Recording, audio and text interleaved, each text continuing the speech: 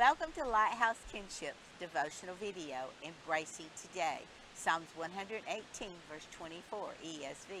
This is the day that the Lord has made. Let us rejoice and be glad in it.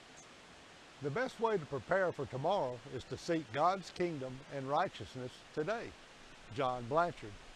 Today is Monday, May 16, 2022. Monica and I are here at the Twin Falls, Rock Island State Park, Rock Island, Tennessee. Embracing today. Some days are easier to embrace than others.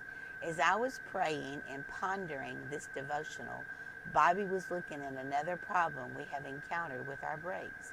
We still need the ABS sensor for the right front rotor, front brake pads, and now we add parking brake. So we embrace today. Isaiah 33, verse 2, ESV. O Lord, be gracious to us. We wait for you. Be our arm every morning, our salvation in the time of trouble. For the Lord to be our arm and our salvation this day of trouble, Bobby and I need a skilled, discerning, diligent, honest, caring, and compassionate mechanic. Matthew chapter 14 asks the question, no matter what circumstances or situation we find ourselves in, do we still embrace every day? Matthew 14, verses 3 to 8, 10, 12, and 13, NASB. For when Herod had John arrested, he bound him and put him in prison because of Herodias, the wife of his brother Philip. For John had been saying to him, it is not lawful for you to have her. Although Herod wanted to put him to death, he feared the crowd because they regarded John as a prophet. But when Herod's birthday came, the daughter of Herodias danced before them and pleased Herod, so much that he promised with an oath to give her whatever she asked. And after being prompted by her mother, she said, give me the head of John the Baptist here on a platter. He sent word and had John beheaded in the prison. John's disciples came and took away the body and buried it, and they went and reported to Jesus. Now when Jesus heard about John, he withdrew from there in a boat to a secluded place by himself. For us to embrace every day, no matter the circumstances or situations, we need time to calm our hearts with prayer and listen to God's heart. Jesus first dealt with the heart. He grieved for his cousin, friend, and disciple. Then Jesus listened to God's heart to continue adding value to others with compassion as he served others by healing the sick, feeding 5,000, and calming fears. As Jesus embraced his day, he was demonstrating to his disciples how they too should embrace their day, no matter the circumstances or situations. John 6, 2 to 11, NASB. A large crowd was following him because they were watching the signs which he was performing on those who were sick.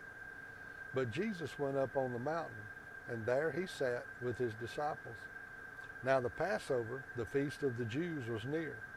So Jesus, after raising his eyes and seeing that a large crowd was coming to him, said to Philip, where are we to buy bread so that these people may eat? But he was saying this only to test him, for he himself knew what he intended to do. Philip answered him, 200 denarii worth of bread is not enough for them, for each to receive just a little. One of his disciples, Andrew, Simon Peter's brother, said to him, there's a boy here who has 5 barley loaves and 2 fish, but what are these for so many people? Jesus said, have the people recline to eat.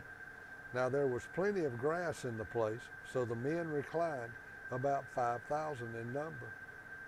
Jesus then took the loaves, and after giving thanks, he distributed them to those who were reclining, likewise also of the fish, as much as they wanted. Jesus was displaying considerable compassion for this crowd of people. For us to embrace our day, we need the same compassion that Jesus displayed. Besides adding value to others with compassion, as Jesus served others by healing the sick, feeding multitudes, Jesus calms our fears so we can embrace our day. Matthew 14, verses 22 to 23 NLT.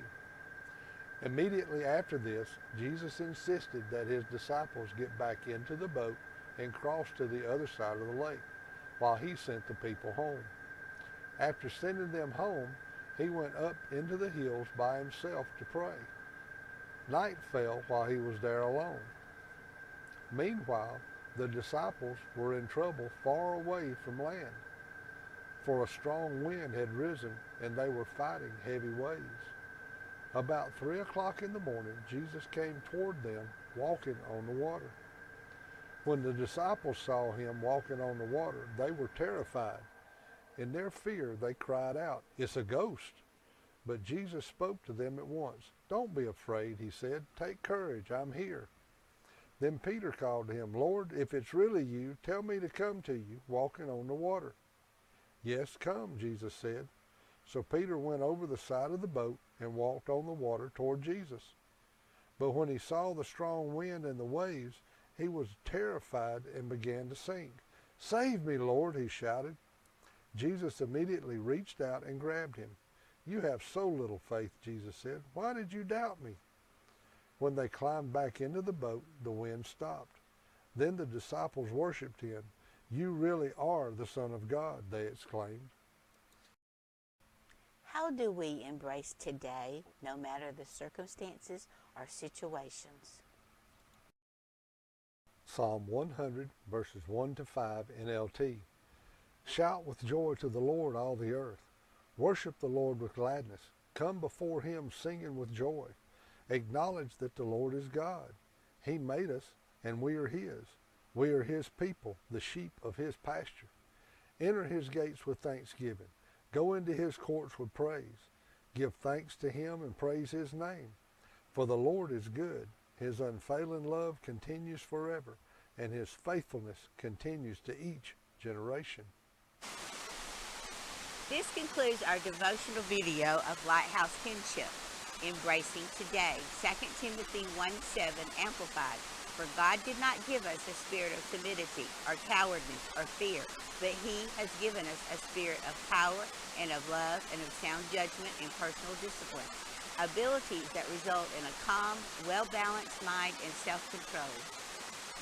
Monica and I thank you for traveling along with us here today. We're at one of the falls along the Caney Fork River here at Rock Island State Park, Rock Island, Tennessee. Come along and journey with us by subscribing to our channel. Hit the little notification bell, excuse me, so that you won't miss our next stop. And please give us a thumbs up and help us spread the gospel by sharing these videos on your social media platforms. And thank you for leaving your comments below on how these devotions are helping you and your prayer requests so that we know how to pray for you.